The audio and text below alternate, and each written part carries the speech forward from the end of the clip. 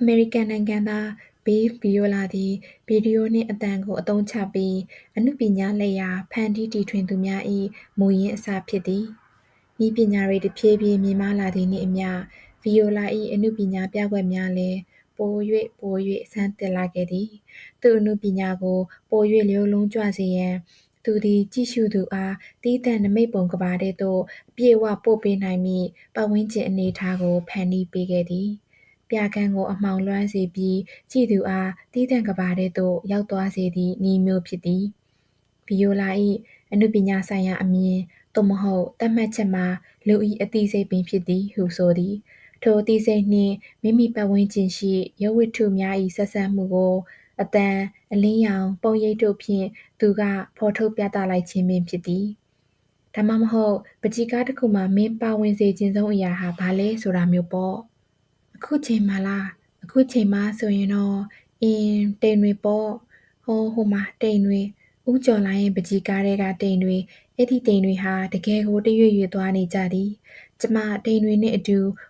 မိုးကုတ်စဝိုင်းအထိလိုက်ပါလွင်မျောချင်လှသည်။သို့သော်ကျမလိုက်သွားနိုင်မည်မဟုတ်။ကျမကိုတစ်ခုခုကဆွဲထားသလိုနေရာမှာတဝဲလည်လည်ဖြစ်နေသည်။ကျမသည်တိမ်တွေထဲမှာဘောလုံးမျောလျက်လဲနေသလိုခံစားရသည်။ကျမဘာဖြစ်နေတာပါလဲ။ကျမအိမ်မက်မက်တော့မှာလား။အိမ်မက်ချင်ဘူး။မမက်ပါရစေနဲ့။အထူးသဖြင့်ဖရီဒါကာလိုရဲ့အိမ်မက်မျိုး။ကျမထိုစကားကိုလှုပ်ခနဲရေရွတ်လိုက်မိမြန်ချက်ချင်းသိလိုက်၏။ဘာကြောင့်လဲဆိုတော့တအံ့တအောတုံ့ပြန်ရေရွတ်လိုက်သောသူ့အသံကိုကြားလိုက်မိလို့ပဲဖြစ်သည်။ဖရီဒါကာလို၏အိမ်မက်ကိုပဲကျမမက်နေမိပြီလားမဖြစ်နိုင်ပါ။သူ့အသံကိုခပ်တိုးတိုးကျမကြားနေရသေးသည်။မက္ကဆီကန်ပန်းချီဆရာမကိုပြောတာလား။ကျမခေါင်းညှိပြလိုက်ဖို့ကြိုးစားသော်လည်းအိပ်ပျော်စပြုပြီထင်ပါရဲ့။တစ်ကိုယ်လုံးပျောက်ဆုံးနေပါသည်။ကျမအာရုံထဲမှမြင်ယောင်နေသည်ကဖရီဒါကာလို၏လှပသောပန်းချီကားတစ်ချက်လှပရုံမျှမကနာကျင်ဖွယ်ကောင်းသောမြင်ကွင်းတစ်ခုပါ။တိမ်ဆိုင်တိမ်လိပ်များအလယ်တွင်ဖရီဒါကာလိုသည်တယောက်အိတ်ခုတင်အသေးပေါ်မှာအိပ်ပျော်လျက်ရှိ၏။အဝါရောင်ခြုံလွှာတစ်ခုရင်းညွန့်ထိလွှမ်းထားပြီးထိုခြုံလွှာပေါ်မှခြေရင်းမှနေ၍စူးခက်စူးနွယ်သစ်ရွက်သစ်နွယ်များသည်သူမ၏ရင်ထဲစီအထိတွယ်ကပ်ရစ်နှောင်လာလျက်ရှိသည်။ဖရီဒါကာလိုဟာအသက်18နှစ်အရွယ်တုန်းကဘတ်စ်ကားအက်ဆီဒင့်တစ်ခုကြောင့်ကျောရိုးနဖ်ကျောမှာထိခိုက်ဒဏ်ရာရသွားတာတစ်နှစ်လောက်ဆေးရုံတက်ခဲ့ရတယ်တဲ့။အိပ်ယာပေါ်မှာနေရတဲ့လူနာဘဝမှာသူပန်းချီဆွဲခဲ့တာပဲ။အများအားဖြင့်ကိုယ်တိုင်ရေးပုံတူပန်းချီတွေပေါ့။သူ့အသံသည်တစတိုး၍လာသည်။သူ့ပန်းချီကားတွေမှာသူ့ဘဝရဲ့ခါးသီးနာကျင်တဲ့ဒဏ်ရာတွေကိုမင်းသတိထားမိမှာပေါ့။သူ့အသံသည်တဖြည်းဖြည်းဝေးသွားသလို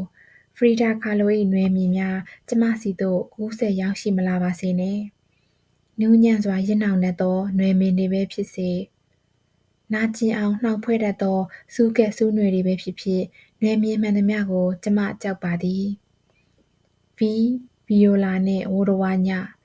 ကျမမိတ်ဆွေတစ်ယောက်အခုပဲဖုန်းချသွားသည်။ည10နာရီထိုးတော့မီဤအချိန်တွေဟာအကြောင်းရှိလျင်သူကျမထံဖုန်းဆက်တတ်သောအချိန်များဖြစ်သည်။သူကျမစီကိုဆက်သွယ်ဖို့ကြိုးစားကြည့်ခဲ့ပြီးပြီလား။ဒီလောက်အကြာကြီးလိုင်းမအားလျင်သူစိတ်တိုသွားလိမ့်မလား။သူစိတ်တိုမှာကိုကျမကြောက်တတ်နေပြီ။ဘာကြောင့်လဲဆိုတော့သူသည်ယခုအခါကျမအားကိုးနိုင်သည့်ရင်ခွင်တစ်ခုဖြစ်လာခဲ့လို့ပဲ။မိန်းမတစ်ယောက်ဟာသူအားကိုးရမယ့်ရင်ခွင်ရှိပြီဆိုလျင်လည်းခဏခဏကိုပြောညံ့အားကိုးနေတတ်လေလားမသိ။တစ်မျိုးတော့လည်းကောင်းပါရဲ့။စိတ်ချလက်ချမိခိုရမည့်လုံခြုံမှုအရိပ်အာဝါသအောက်မှာဘဝကိုကြည်နူးကျေနပ်နေရသည့်အရာသာဟာတော်တော်ရင်မူးစရာကောင်းလေသည်။တစ်နည်းတော့လည်းမကောင်းပါ။ထိုရင်ခွင်သည်မိမိဘေးမှာ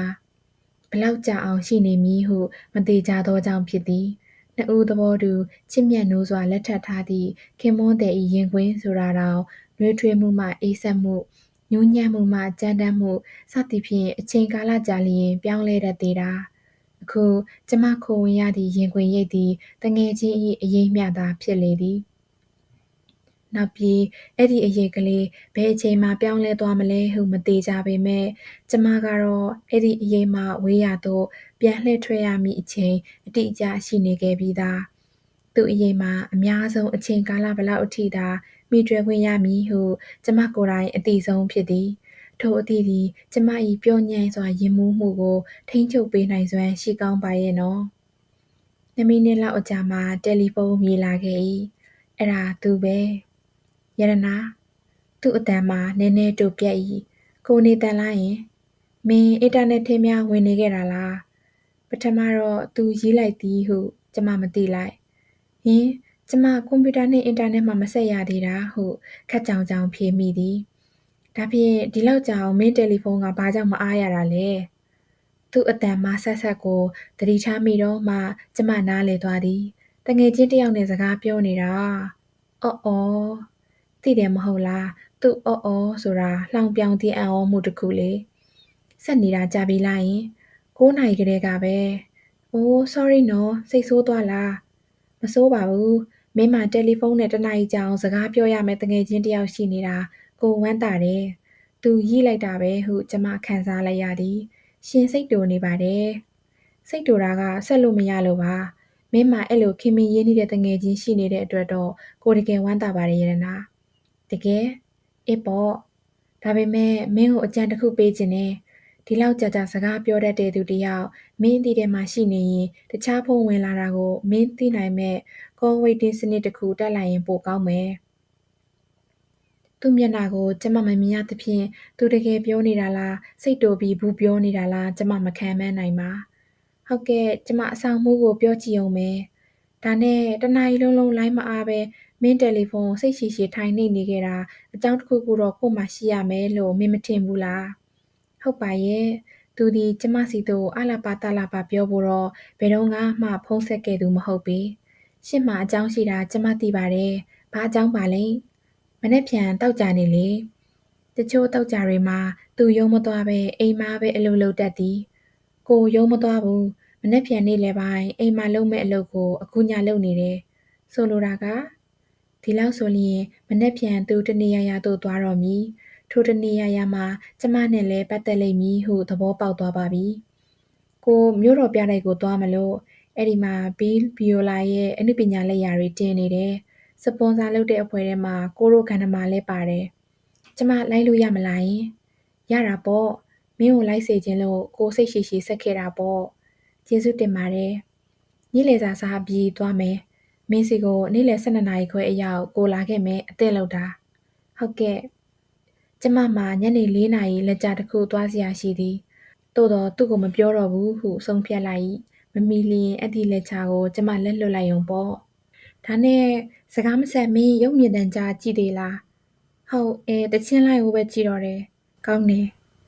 ကျမတို့သည်မြို့တော်ပြတိုက်ကြီးသို့နေ့လယ်1 နာရီလောက်မှရောက်သွား၏ဗီယိုလာ၏ပြပွဲသည်ပြတိုက်အဆောက်အုံကြီး၏လက်ရာဘက်အဆောင်မှရှိသည်အခန်းပေါင်း16 ခုပါဝင်သောတြိဂံပုံခန်းမအကျယ်ကြီးထဲသို့ဝင်ကြရပါသည်အခြားခန်းတွေနှင့်မတူကွဲပြားခြားနားသောအချက်မှာအခန်းတိုင်းသည်ပန်းချီပြခန်းနှင့်မတူဘဲရုပ်ရှင်ပြခန်းနှင့်တူနေခြင်းပင်ဖြစ်သည်အခန်းတိုင်းမှာအမှောင်ချထား၏လိုအပ်သမျှအလင်းရောင်မှိန်လေးသာမိသည်မှသို့မဟုတ်ပြတင်းပေါက်မှရနေခဲ့သည်အမှောင်ထဲတွင်ဗီဒီယိုပြဆက်မှတဆင့်အယုံများထင်ဟပ်နေသောပိတ်ကားစီမှမှိန်ပြအလင်းတချို့လောက်သာပြန်နေခြင်းဖြစ်ရာထိုခပ်မောင်မောင်သီးသန့်ကဘာထဲ၌သူ့လက်ရာကိုလေ့လာကြည့်ရှုသောဧည့်သည်သည်သူပေးသမျှအနုပညာကိုအပြည့်အဝလက်ခံရန်အသည့်အနေအထားဖြင့်ရှိနေရလေသည်ပထမဆုံးပြခန်းကစ၍ကျမအားညှို့ယူဆွဲဆောင်လိုက်၏အမှောင်ခန်းအလယ်မှာထောင်ထားသောစက္ကူပိတ်ကားတစ်ချက်ဖြည်းညင်းစွာလည်နေသည်ထိုပိတ်ကားကိုဟိုဘက်ဒီဘက်စလိုက်2 ခုဖြင့်ထိုးထားသည်ထို့ကြောင့်ပိတ်ကားတစ်ဖက်မှာလူတစ်ယောက်၏မျက်နှာအပြည့်အဖြူအမဲရုပ်ခြားဘက်မှာအယောင်များ၏အရိပ်တွေပိတ်ကားကလည်နေသဖြင့်အယုတ်တွေနှင့်အယောင်တွေကအသေးမဖြစ်ဘဲလှုပ်ရှားနေကြသည်ဒီထက်ပို၍အသက်ဝင်အောင်ဖန်တီးပေးသည့်အချက်မှာပိတ်ကား၏မျက်နှာတစ်ဖက်ကိုကြည့်မှန်ဖြင့်ချိတ်၍အလင်းပြန်လာစေသည့်အခါထိုအလင်းသည်အခန်း၏နံရံပေါ်သို့ကျရောက်လျက်ရှိသည်အခန်းနံရံကလည်းအခြားပိတ်ကားတစ်ခုပေါ့ပိတ်ကားကဖြည်းညင်းစွာလည်နေသည့်အခါမှန်မှတဆင့်အယုတ်နှင့်အရိပ်များအယောင်များသည်နံရံရှိရာသို့တရွေ့ရွေ့တိုးလာသလိုခံစားရသည်၎င်းရွေလျားမှုကိုပို၍အသက်ဝင်အောင်အ တန်တိုးတိုးတစ်ခုဖြင့်ဖြည့်ဆွတ်ထားသည်ကျမတို့နှစ်ယောက်ရပ်ကြည့်နေသည့်အခါကျမတို့၏အယိမ်မဲများပါထိုနယံ၌ရောရှက်ထင်ဟပ်နေလေသည်ထိုခဏ၌ကျမ၏လက်မောင်းကိုသူ့အသာထိတိုးလိုက်၏ရတနာဒီမှာလာကြည့်ကျမသူ့ဘက်သို့လှည့်ကြည့်လိုက်သည်သူကကြေးနီချောင်းထိပ်ဖျားကလေးကိုလက်ညှိုးထိုးပြ၏မှောင်နေသည့်အခန်းတွင်ကြေးနီချောင်းထိပ်ဖျားကလေးသည်စလိုက်အလင်းဖြင့်လင်းလက်နေသည်ထိုနေရာကလေးတွင်ရေစက်ကလေးတစ်ခုတွဲလွဲခိုလာသည်ထိုရေစက်ရေပေါက်ကလေးသည်တဖြည်းဖြည်းရေများလာ၍ပို၍စုအိုင်လာပြီးတွဲလဲမှကျလူဆဲဆဲဖြစ်လာသည်ထိုရေစက်သည်တစ်ချိန်၌ကြေးနီချောင်းထိပ်ဖျားမှပြုတ်ထွက်ကာအောက်ဘက်မှခံထားသောအဆင်းသင်းဖြူပြင်ထားသောဒရမ်မျက်နှာတစ်ခုပေါ်ကျသွားသည်ထိုရေစက်ကလေးကျသွားသည့်အခါအစာများစွာချဲ့ထားသောအသံချဲ့စက်၏အကူအညီဖြင့်အခန်းထဲမှဟိန်းသွားခြင်းဖြစ်သည်ရေစက်ကလေးနောက်တစ်ချိန်တွဲလွဲခိုလာပြန်၏ထိုရေစက်ကိုကျမစူးစူးဆိုက်ဆိုက်စောင့်ကြည့်နေစဉ်သူကျမအနားကပ်၍ခပ်တိုးတိုးပြောသည်ပိတ်ကားစီကိုကြည့်လိုက်စမ်းပိတ်ကားပေါ်မှာရေစက်၏အနီးကပ်မြင်ကွင်းကိုဗီဒီယိုရိုက်ပြနေခြင်းဖြစ်ရာရေစက်ကလေးကိုအစများစွာချဲ့လျက်မြင်တွေ့ရသည်ထိုရေစက်ရေပေါက်၏မှန်ပြင်သပွဲမျက်နှာပြင်ပေါ်တွင်လူနှစ်ယောက်၏ပုံရိပ်ကိုဇောက်ထိုးမြင်နေရ၏လက်စသတ်တော့ကျမတို့နှစ်ယောက်ရဲ့ပုံတွေပဲကျမတို့နှစ်ယောက်ရေစက်ကလေးထဲမှာကျမစိတ်လှုပ်ရှားစွာရေရွတ်မိ၏ရေစက်အောက်ခြေပိုင်းမှသူ့မျက်နှာကထင်ရှားပြတ်သားပြီးရေစက်၏အလယ်ပိုင်းလောက်မှရှိနေသောကျမမျက်နှာကသူ့ရင်ဘတ်နှင့်တညီတည်းဝါးနေ၏ထိုအခါလူနှစ်ယောက်သည်တစ်ယောက်တည်းဖြစ်သွားလေသည်ကျမကလည်းသူပဲသူကလည်းကျမပဲဟုခံစားရ၏သိပ်လှတာပဲရေစက်ကလေးအောက်ပြုတ်ကျသွားခြင်းပိတ်ကားပေါ်မှာပုံရိပ်အောက်တစ်ချမ်းပျောက်သွားခြင်းနှင့်အသံတစ်ခုမြည်ဟိန်းသွားသောအချိန်မှာတစ်ပြိုင်တည်းဖြစ်သည်အောက်မှာဒရမ်မျက်နှာပြင်တစ်ခုခန့်ထားတယ်ရတနာအဲ့ဒီမျက်နှာပြင်ပေါ်ရေစက်ကျလာတဲ့အသံကိုဒရမ်ရဲ့အောက်ကနေအသံဖမ်းစက်နဲ့ဖမ်းယူပြီးအသံချဲ့ထားတာဖြစ်မယ်ဘလို့စိတ်ကူးမျိုးပါလိမ့်နော်ဗီဒီယိုအနုပညာနဲ့အသံအနုပညာကိုတွဲဆက်ထားခြင်းပဲစက်မှုနည်းပညာနဲ့ဆိုတော့လွယ်လွယ်ကလေးရိုးရိုးစင်းစင်းကလေးပဲစိတ်ကူးကသာအဆင့်မြင့်နည်းပညာဖြစ်နေသည်ဒီပြကွက်မှာနာမည်တွေဘာတွေမရှိဘူးပေါ့နော်အိုးရှိတာပေါ့ရတနာကို့မှာကတ်တလောက်ပါလာတယ်သူဘောင်းပီအိတ်ထဲမှာထိုးသိပ်ထည့်ထားသောကတ်တလောက်စာရွက်ခေါက်ကိုဆွဲထုတ်လိုက်သည်အမောင်ထဲမှဖြည်၍သူဘာမှမြင်ရမှာမဟုတ်ကိုအပြင်လင်းရောင်ထဲမှာတွားကြည့်လိုက်မယ်မင်းဒီမှာပဲခဏဆောင်နေဘဲမှမသွားနဲ့နော်ကျမအနီးမှသူထွက်သွားတာသိပ်မကြာလိုက်ပါလူတစုဝင်လာပြီးကျမတို့အနားမှာအချင်းချင်းတီတိုစကားဆိုနေကြသည်သူတို့လည်းပြကွက်ဆွဲဆောင်မှုကိုမှင်သက်မိနေကြဟန်ရှိသည်ကိုရှာဖတ်ခဲ့ကြည့်ပြီးဒီပြကွက်ရဲ့နာမည်ကသိပ်လှတယ်ရတနာဘာတဲ့လဲသူမင်းအတွက်မျက်ရည်ကျနေတယ်တဲ့အိုးကျမလှုပ်ခနဲပြုံးရင်မိတော့သည်နောက်ခန်းတစ်ခုမှာဒီအခန်းထက်ပို၍မှောင်လေသည်ပြကွက်အမည်က The Villain အခန်းအလယ်မှာမျက်နှာကျက်မှကြိုးဖြင့်ရော်ရဲရဲတွဲလဲချိတ်ထားသောထွင်းဖောက်မြင်နိုင်သည့်ပိတ်ပါးစများကိုပိတ်ကားများအဖြစ်2ပေ3ပေစီလောက်ချပြီးအပြိုင်စီတန်းထားသည်ထိုပိတ်ကားအစဉ်၏တစ်ဖက်စွန်းစီမှဗီဒီယိုပြကွက်တစ်ခုစီကိုပိတ်ကားများစီဆက်လိုက်ထိုးထား၏အပြာရောင်ညရှုခင်းနောက်ခံဖြင့်အမျိုးသားပုံရိပ်တစ်ခုနှင့်အမျိုးသမီးပုံရိပ်တစ်ခုဖြစ်သည်ထိုအလင်းပုံရိပ်များသည်ပိတ်ကားအဆင့်ဆင့်ကိုဖောက်ထွင်းကာဟိုဘက်ဒီဘက်နောက်ဆုံးပိတ်ကားများအထိအရိပ်ထင်လျက်ရှိသည်ပါးလွှာသောပိတ်ကားအစဉ်၏တည်ရှိမှုကပုံရိပ်များနှင့်အလင်းရောင်များကိုရောနှောပေါင်းစပ်ပေးလိုက်သည့်အခါညာဘက်အစွန်းကအမျိုးသားပုံရိပ်သည်အလယ်ဗဟိုစီသို့ထို့ပြင်ဘယ်ဘက်အစွန်းမှအမျိုးသမီးပုံရိပ်သည်လည်းအလယ်ဗဟိုစီသို့ဦးတည်ပြီးလျှောက်လာနေကြသလိုရှိသည်ပုံရိပ်နှစ်ခုသည်အလယ်ဗဟိုပိတ်ကားပြင်မှာတရွေ့ရွေ့ပေါင်းစပ်သွားကြ၏တစ်ယောက်နှင့်တစ်ယောက်ပေါင်းစုံဖို့လျှောက်လာနေကြသောချစ်သူနှစ်ယောက်လိုပဲသို့သောတည်တည်ချာချာကြည့်တော့မှထိုပုံရိပ်နှစ်မျိုးသည်ဗီဒီယိုမြင်ကွင်းဘောင်တစ်ခုစီမှပြကွက်တစ်ခုစီပါလားဟုသိရသည်သူတို့သည်သီးခြားရှိနေသောပုံရိပ်များဖြစ်သည်သူတို့သည်ပါးလွှာသောပိတ်ကားမျက်နှာပြင်များပေါ်မှသာတစ်ယောက်နှင့်တစ်ယောက်ပေါင်းစုံနေကြခြင်းဖြစ်သည် အဲဒါကြောင့်သာပြကွက်အမည်ကိုဇာပဝါချခြင်း The Villain ဟုပေးထားတာဖြစ်မှာပေါ့သူတို့တကယ်ဆုံတွေ့နေကြတာမှမဟုတ်ပဲထိုအသည့်သည်ကျမတစ်ကိုယ်လုံးကိုရုတ်တရက်နွမ်းနယ်လာစေသည်ကျမစီမှာရှိနေသောခွန်အားများကိုရုတ်တရက်ဆွဲထုတ်ခံလိုက်ရသလိုပဲအပြာရောင်လွှမ်းသောအမှောင်ထဲမှကျမသူ့ကိုမော့ကြည့်မိ၏ပိတ်ကားစီမှပြန်လာသောအလင်းတန်းမှိန်မှိန်ကလေးဖြင့်သူ့မျက်နှာကိုကျမမသဲမကွဲမြင်ရသည်အဲ့ဒီမျက်နှာမှာနူးညံ့မှုတွေစိတ်ရှည်မှုတွေအမြဲရှိခဲ့သည်အဲ့ဒီနူးညံ့မှုများကကျမစီသို့စီးဝင်ပေါင်းဆက်ခွင့်မရနိုင်ဘာဖြစ်လို့လဲဆိုတော့သူသည်ကျမနှင့်အဝေးတကအဝေးကြီးမှာရှိနေခဲ့လို့ပဲကျမဝမ်းပန်းတနှဲငိုရှိုက်ချင်လာ၏အံ့ဩစရာမကောင်းဘူးလားယတနာ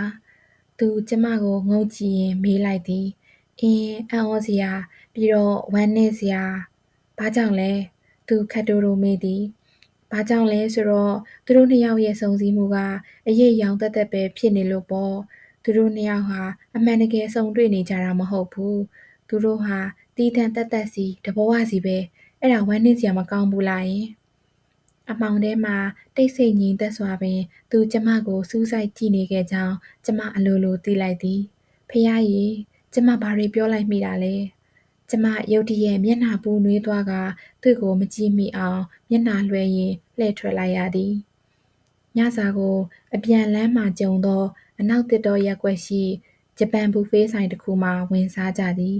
သူ့မျက်နှာမှာထူးထူးခြားခြားတည်ကြည်နေသည်ကိုကျမသတိပြုမိ၏သူ့အာရုံထဲမှာစဉ်းစားတွေးတောစရာတစ်ခုခုဝင်ရောက်ဆိုးမိုးနေသလိုပဲတိတိတတ်တာကိုစကားနည်းနေသည်စံအဆေးနှင့်ပဇွန်ကိုရော၍ပြုလုပ်ထားသောဆူရှီအတုံးကလေးများကိုကြာစံတုပ်ဖြင့်တွဲစားရင်းသူ့ကိုမကြာခဏအကဲခတ်ကြည့်မိသမျှတော့သူဆုံးဖြတ်ရခက်နေသလိုရှိသည်ကိုနေတန်၏စကားပြောပါအောင်သူချက်ချင်းပြုံးရလာ၏အစားကောင်းနေလို့လေကိုကဂျပန်စာတော့သိပ်မကြိုက်လှပါဘူးဒါပေမဲ့အခုဆိုင်ကတော့အစားလုပ်ကောင်းတာပဲမင်းကြိုက်ရလား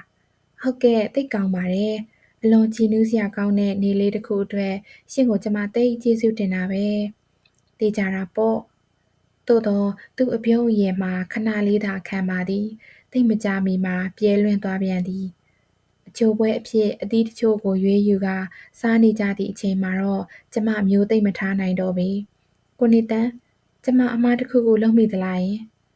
ကျမအတန်မှာသူကြားသာယုံတိုးတိတ်စွာထွက်သွားခဲ့သည်သူကမန်းကတန်းကိုမတ်ကာကျမအားခက်ရှမ်းရှမ်းကြည့်လေသည်မင်းဘာမှမမှားပါဘူးယတနာထို့နောက်သူကျမထံမှမျက်နှာလွှဲကာနိုင်ရန်မှချိတ်ထားသောဂျပန်ပြက်ကလေးများကိုလှမ်းကြည့်သည်တခုခုမှားတယ်ဆိုရင်အဲ့ဒါကိုအမှားပဲဖြစ်မှာပါထို့နောက်သူချက်ချင်းမျက်နှာပြင်လိုက်၏ဒါနဲ့အခုပြီးခဲ့တဲ့ပြပွဲမှာမင်းပြေပြကွက်ကိုအကြိုက်ဆုံးလဲသူ့အတန်ကပေါ့ပါပါပဲသူ့အတန်ကြီးပေါ်ပါမှုကကျမနှလုံးသို့ကူးဆက်ကကျမကပါလွတ်လပ်ပေါ်ပါသွား၏တခုချင်းကတော့စိတ်ဝင်စားစရာတွေကြီးပဲနော်ဗီဒီယိုမော်နီတာတွေကိုရေစီးပိုင်းတွေထဲထည့်ပြီးလူတစ်ယောက်ချင်းစီရဲ့အိတ်နေတဲ့မျက်နှာတွေကိုပြထားတဲ့ပြကွက်လဲကောင်းတာပဲအိတ်နေသောလူတစ်ယောက်ချင်း၏မျက်နှာအနီးကပ်ရိုက်ချက်များကိုမော်နီတာတစ်ခုစီမှတစ်ခုချင်းပုံဖော်လျက်ထိုမော်နီတာများကိုရေအပြည့်ဖြည့်ထားသောစီးပိုင်းတစ်ခု၏အောက်ခြေမှာပက်လက်နှစ်ထားရာထိုမှန်မျက်နှာပြင်မှပုံရိပ်အလင်းများသည်စီထဲမှတဆင့်ထိုမှတဆင့်အခန်းမျက်နှာကျက်စီသို့ပြန့်နှံ့လျက်ရှိသည်အိတ်နေသူများလားဟုတ်မယ်ထင်တယ်အဲ့ဒါကိုအကြိုက်ဆုံးလားကျမပခုံးတွန်းလိုက်မိ၏အဲ့ဒီလိုတော့မဟုတ်ဘူးကျမအကြိုက်ဆုံးကအမှောင်ချထားတဲ့အခန်းထဲမှာနိုင်ရန်သုံးပတ်ဟာပိတ်ကားတွေဖြစ်ပြီးအဲ့ဒီမှာပုံရိပ်တွေအမျိုးမျိုးထင်နေတဲ့ပြကွက်ပဲစပီကာတွေစီကထွက်လာတဲ့အတန်ရဲ့တခန်းလုံးကိုလွှမ်းခြုံထားတဲ့ပုံရိပ်ကြီးတွေရဲ့အဲ့ဒါတကယ်ဆွဲဆောင်မှုပဲကျမလေအဲ့ဒီလိုအခန်းတစ်ခုတောင်ကိုယ့်ဟာကိုယ်ဖန်တီးပြီးနေခြင်းနဲ့သူကျမကိုတအံ့တဩကြည့်၍ပြုံးသည်တကယ်လားတကယ်ပေါ့ကိုယ့်အိမ်မှာအရင်ကအဲ့ဒီပုံစံအတိုင်းဖန်တီးထားတဲ့ရုပ်ရှင်ခန်းတစ်ခုထားတဲ့ကို့မှာဆလိုက်တွေနဲ့ဗီဒီယိုတိတ်ခွေတွေရှိတယ်အတန်နဲ့အယောင်နဲ့ရောပြီးကိုယ်တိုင်ဖန်တီးတဲ့အမှုပညာကိုကိုတယောက်ပဲခန်းစားမဲ့သူရှိတာ မနစ်ကကိုအိမ်ပြန်တော့ညီတယောက်ကိုအဲ့ဒီအကြောင်းပြောပြကြည့်တာသူကနည်းနည်းမှစိတ်ဝင်စားပုံမပြဘူးဟုတ်လားကျမတော့အဲ့ဒါမျိုးစိတ်ဝင်စားတယ်ဒါပေမဲ့အခုတော့အဲ့ဒီပစ္စည်းကိုဂျောင်းထိုးထားခဲ့တာကြာပြီကိုမအားတာနဲ့ပဲကျမကြည့်ချင်တယ်ကလေးတစ်ဖွဲပူစားမိတော့သူကလူကြီးတယောက်၏အပြုံးမျိုးဖြင့်ညင်း၏မဖြစ်ဘူးရတနာအဲ့ဒီရုပ်ရှင်ရုံကိုကို့အိတ်ခမ်းမှာဆင်ထားခဲ့တာမို့ပါအဲ့ဒါပြည့်စုံသောညင်းပယ်မှုပါပဲဟုတ်တာပေါ့ကျမကြည့်လို့ဘယ်ဖြစ်မလဲနော်ထို့နောက်ကိုဟာကိုသဘောကျကတဟားဟာရဲမိလေသည်သူကလည်းကျမနှင့်အတူလိုက်ရဲမောပါသည်ကျမအဆောင်သို့အပြန်မှာသူကရိုးရိုးလမ်းကပဲမောင်းလာ၏စားတောက်ဆိုင်မှာအမြန်လမ်းမရောက်အောင်ပြန်သွားရမည်ခရီးကအဆောင်သို့သွားရမည်ခရီး၏တော်ဝက်လောက်ရှိနေသောကြောင့်ဖြစ်သည်အမြန်လမ်းမကမောင်းတာမဟုတ်တော့မင်းပိုပြီးသဘောကျတယ်မဟုတ်လားဟုသူကစသည်ကျမရဲမော၍ခေါင်းညှိပြလိုက်၏ကျမရင်ထဲမှာခါတိုင်းလိုပဲပေါ့ပါနေသည်ဟုသူထင်စေခြင်းသည်လူတိုင်းအိမ်အပြန်အရင်လိုနေကြသည်လမ်းပေါ်မှာကားတွေကအနှေးပြကွက်ဖြင့်သွားနေ၏သူကစိတ်ရှည်ထားတော့မည်ပုံစံဖြင့်တက်ပြင်းတစ်ချက်ချကားတန်းကြီးထဲမှတန်းစီလိုက်ရလေသည်ကဲကိုတို့စလိုမိုရှင်နဲ့မောင်းနေရတော့ကိုကိုပုံဝတ်ထုလေးတစ်ခုလောက်ပြောပြပါအောင်လားဒီတစ်ခါရှင်ပြောရမယ့်အလှည့်လေလောက်ပါကွာနောက်တစ်ခါကျကိုပြောပြပါမယ်အခုတစ်ခါတော့မင်းမဲပြောပါအောင်ကျမတိတ်ဆိတ်စွာပြုံးနေတော့သူမချင်မရဲဟန်ဖြင့်ကျမဘက်သို့ငဲ့ကြည့်သည်လောက်ပါမင်းရဲ့ပုံမြင်ကရေဒီယိုထက်စိတ်ဝင်စားစရာကောင်းပါပါတငယ်ချင်းလေးရဲ့တငယ်ချင်းလေးဟူသောစကားလုံးသည်ကျမရင်ထဲသို့စူးစူးရှာရှာစိုက်ဝင်သွားခဲ့သည်သူဤစကားလုံးကိုအမှတ်တမဲ့သုံးမိတာလားရည်ရွယ်ချက်ဖြင့်တမင်သုံးလိုက်တာလားကောင်းပြီပြောပြမယ်ပုံပြင်တော့မဟုတ်ဘူးအဖြစ်အပျက်ကလေးတစ်ခုဘာပဲဖြစ်ဖြစ်ရတယ်အဲ့ဒီအဖြစ်အပျက်ကလေးပြောပြီးတဲ့အခါရှင့်ကိုပဟေးလေးတစ်ခုမေးမယ်ရှင်ဖြေရမယ်နော်ကောင်းပြီကားနောက်မီးတွေတရွေ့ရွေ့စီတန်းနေတာကိုမျက်စိတစ်စုံအထိမြင်နေရသည်မီးပွိုင်တွေအားလုံးပဲหนีနေလို့ကားတွေပဲရက်ပြီးတန်းစီနေရတော့တယ်လို့တကယ်တော့သူတို့တရွေ့ရွေ့ညီညီညာညာသွားနေကြပါသည်တခါတော့ကမြို့တစ်မြို့မှာဖြစ်သွားတဲ့အဖြစ်အပျက်ပေါ့ညတညမှာတခိုးတစ်ယောက်ကချမ်းသာကျယ်ဝတဲ့အင်ကြီးတစ်အိမ်ကိုဝင်ခိုးဖို့ချင့်ကပ်တဲ့ခြံစည်းရိုးကိုကျော်တက်ဖို့ကြိုးစားတာပေါ့နော်ခြံစည်းရိုးကိုလည်းကျော်တက်ရောခြံစည်းရိုးပေါ်မှာချိတ်တင်ထားတဲ့တန်ဆူးကြိုးတွေနဲ့လက်မှာညှိပြီးစုပ်ပြတ်ကုန်ရောတဲ့အဲ့ဒါကိုတခိုးကဘာလုပ်လဲဆိုတော့ခြံရှင်ရဲ့တန်ဆူးကြိုးကြောင့်သူ့မှာထိခိုက်ဒဏ်ရာရပါတယ်ဆိုပြီးတရားရုံးမှာရော်ကြေးတောင်းဖို့အိမ်ရှင်ကိုတရားစွဲတဲ့သူအတန်ထွက်ရဲလေသည်ဒီလိုနဲ့တခိုးနဲ့အိမ်ရှင်အပြန်အလှန်တရားဖြစ်ကြရောနောက်ဆုံးမှာဘသူနိုင်သွားမယ်ထင်လဲတခိုးနိုင်တယ်မဟုတ်လားဟုတ်ပါတော့ရေတခိုးကတရားနိုင်သွားတယ်အိမ်ရှင်ကတခိုးရဲ့ထိခိုက်ဒဏ်ရာအတွက်လည်းရော်ကြေးပေးလိုက်ရသေးတယ်သူ့ချမ်းစီယိုးပေါ်ကတန်ဆူးကြိုးကိုလည်းဖြုတ်ပြရသေးတယ်တော့သူတစ်ပါးထိခိုက်နစ်နာစေလို့တဲ့ကဲခေါင်းကြသေးရဲ့လားမိနစ်တစ်ခုဖြတ်အပြီးကြမှသူ့ဘက်သို့လှည့်ကမေးခွန်းတစ်ခုမေးလိုက်သည်ကဲအဲ့ဒီအဖြစ်အပျက်ကဘယ်နိုင်ငံမှာဖြစ်တာလဲသိလားသူကကျမအမေကိုသဘောကျစွာပင်မျက်နှာမော့လှန်၍ရည်တော့သည်အမေရိကန်ပေါ့ရတနာတခြားဘယ်နိုင်ငံရှိအောင်မှလဲအဲ့ဒီလိုကြောင်ကွက်မျိုးကအမေရိကန်နိုင်ငံသားတွေပဲလောက်ကြတာလေအံ့ဩစရာပဲနော်ကိုယ့်အိမ်ကိုခိုးဖို့လာတဲ့တခိုးကိုတန်ဆူးကြိုးနဲ့တောင်မကာကွယ်ရတော့ဘူးတဲ့လားတခိုးကအိမ်ထဲမဝင်ရသေးဘူးလေဒါပေမဲ့ဝင်ဖို့ကြိုးစားနေပြီချမ်းစည်းရိုးကိုကြော်နေပြီရောအဲ့ဒါပိုက်နဲ့ကျူးလွန်ဖို့ကြံစီအားထုတ်မှုပဲကွသူကကြံစီယုံပဲရှိသေးတာအိမ်ရှင်ရဲ့တန်ဆူးကြိုးကြောင့်သူ့လက်တော်ဆုတ်သွားပြီပေါ့အဲ့ဒီအတွေးမျိုးနဲ့ဆုံးဖြတ်လိုက်ကြပုံရပါတယ်အယူတွေကျမရေရွတ်မိတော့သူသဘောကျစွာပြုံးနေခဲ့ပါသည်ကျမအဆောင်ရှိကားရက်တော့ည8 နာရီထိုးကားနီးပြီးသူကားပေါ်ကလိုက်စင်ဒီမှာဟိုတုန်းကလိုပဲကျမကိုနှုတ်ဆက်ရန်ဖြစ်သည်ကောင်းကင်ကအပြာရောင်သည်ကြည်နေရင်ပင်ပိုမှောင်လာ၏အဆောင်ရှိကတစ်ပင်ကြီးနှင့်ပန်းပင်ချုံပုံများကိုလေးတိုက်ခတ်ရာမှဖြစ်ပေါ်လာသောတစ်ကိုင်းတစ်ရွယ်လှုပ်ရှားသံတို့သည်ယနေ့ညကျမှပဲပို၍ကျယ်လောင်နေသလိုပို၍ညှင်းညူနေကြသလို ဂေတကားမျက်နှာကျက်စီမှမီးလုံး၏အယောင်ဖြောဖြောအောက်မှာမို့ကျမစီလျှောက်လာနေသောသူ့မျက်နှာတင်းကျပ်နေသလားစိတ်ရှုပ်နေသလားဟုမသိကြပါ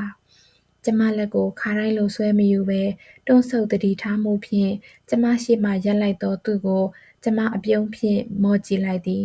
သူ့မျက်ဝန်းများသည်ခပ်မောင်မောင်အလင်းတစ်ဝက်အောက်တွင်မှုန်ရီရီဖြစ်နေသလိုကျမစိတ်ထင်လို့များလားသေချာတာတော့သူ့အပြုံးမှာတစ်ဝက်ပြုံးသာဖြစ်သည်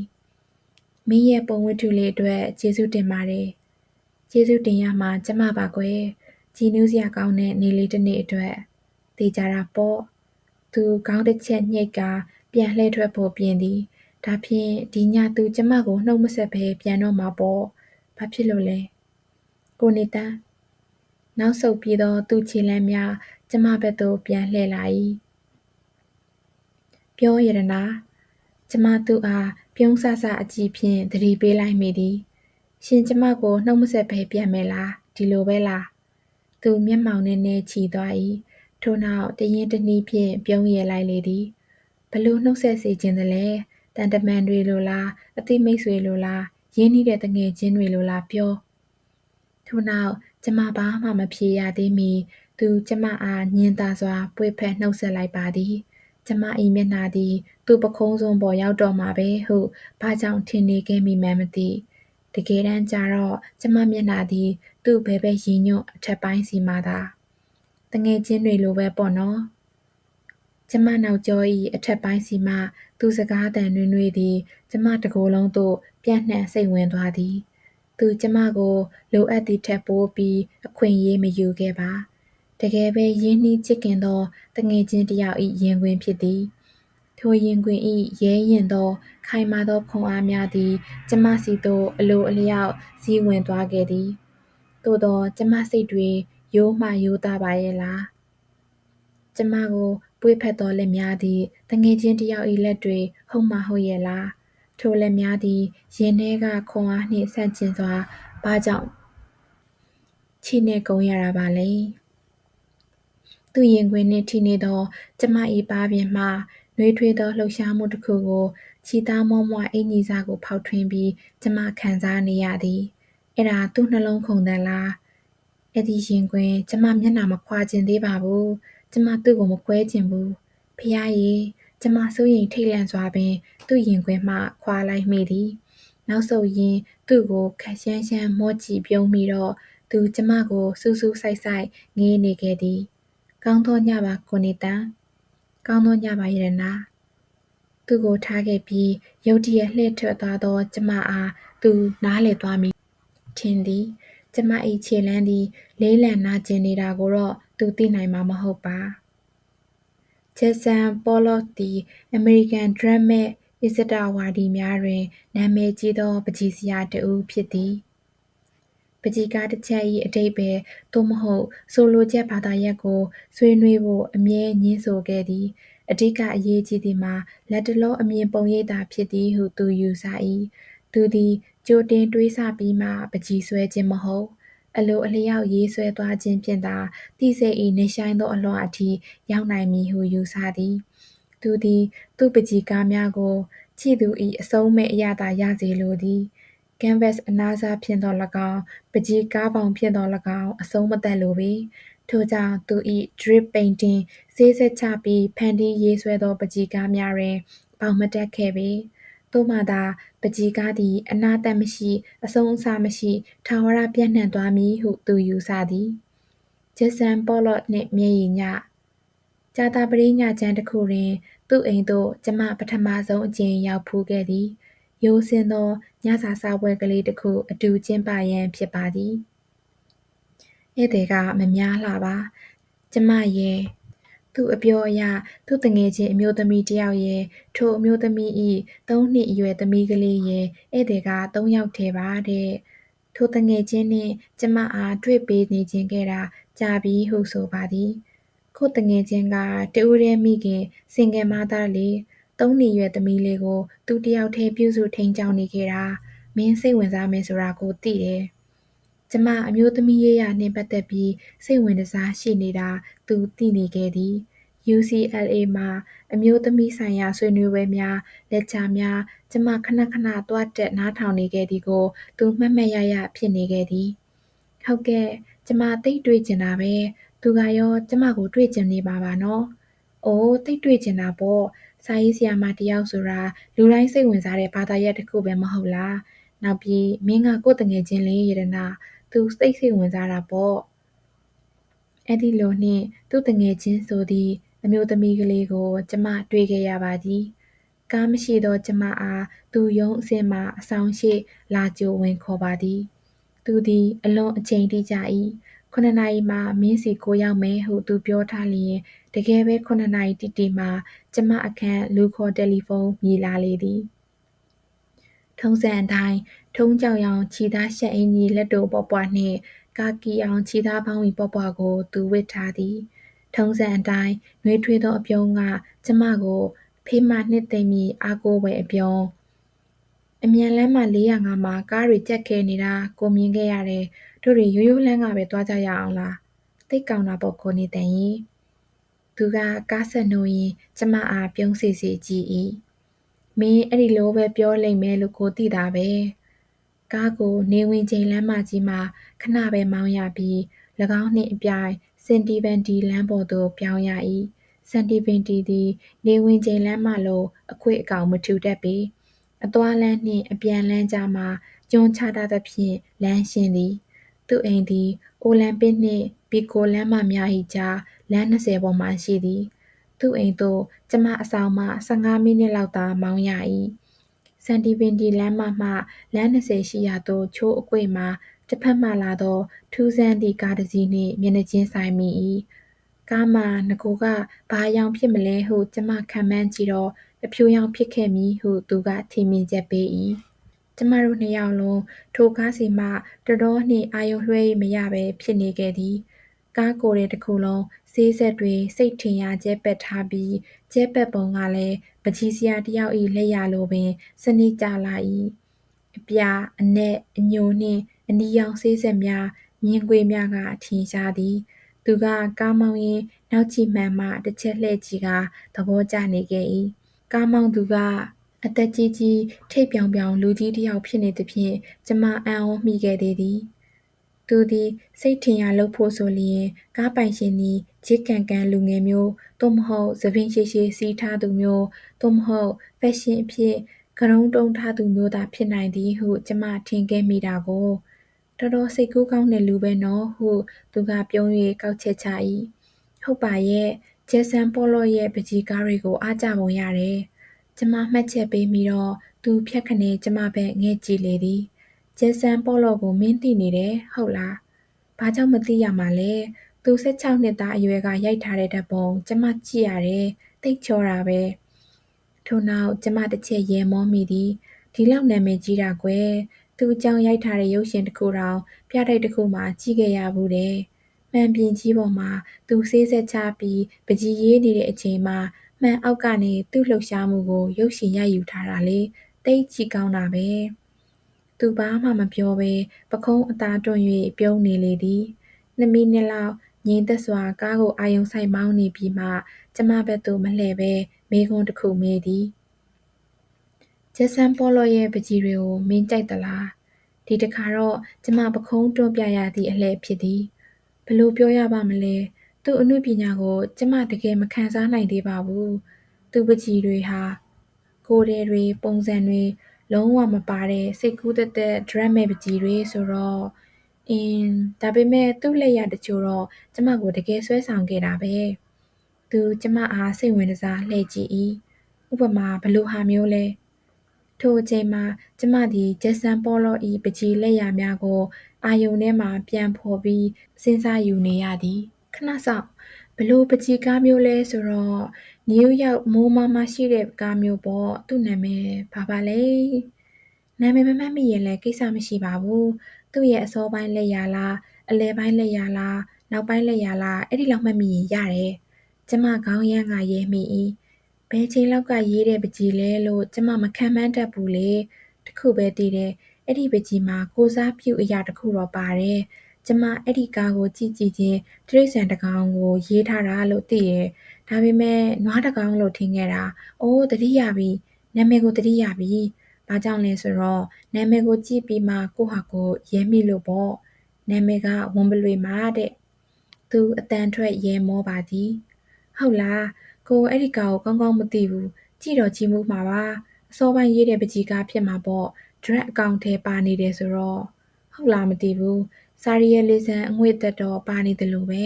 ။ထို့နောက်သူကဂျက်ဆန်ပေါလော့၏အနုပညာလက်ရာတွေအကြောင်းအရေးအမွက်ပြောပြသည်။သူပကြီးရေးနေတဲ့ဟန်ကတကယ့်ကဗျာတစ်ပုဒ်ပဲ။တကယ်ကြည့်ကောင်းတဲ့လှုပ်ရှားမှုပဲ။သူ့လက်သူ့ခြေလှမ်းသူ့အာယုံစူးစိုက်မှုအားလုံးဟာသူ့စည်းချက်နဲ့သူ။ဒါပေမဲ့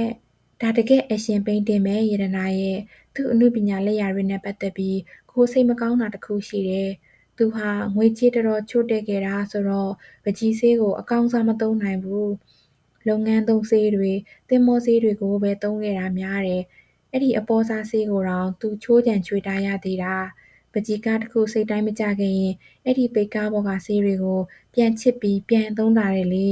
။အော်ဖြစ်မှဖြစ်ရလေ။အဲ့ဒါကြောင့်ပဲပေါ့အခုနှစ်တွေကြာလာတဲ့အခါတချို့ပကြီးတွေမှာကျုံသွားတာစိတ်အယောင်မှိန်သွားတာလက်ကုံတာတွေဖြစ်လာရောဒါကြောင့်ပြတိုက်တော်တော်များများပဲသူ့ပကြီးကားတွေကိုအပြင်ထုတ်မငှားကြဘူးနိုင်ငံတကာလှည့်ပြတဲ့ပွဲတွေအတွက်မငှားဘူးတေချာသိမ်းထားကြတာပေါ်လော့ကြောင့်ပြောနေရတာပဲခက်ကောင်းကောင်းဟုကျမခံစားရ၏အကယ်၍သာကျမ၏အသိစိတ်နှင့်အာယုံကပေါ်လော့ထံမှရောက်မနေခဲ့လျင်မကြာမီတွေ့ဆုံရမည့်သူ့တငယ်ချင်းဟူသောအမျိုးသမီးစီရောက်သွားမှသေချာပါသည်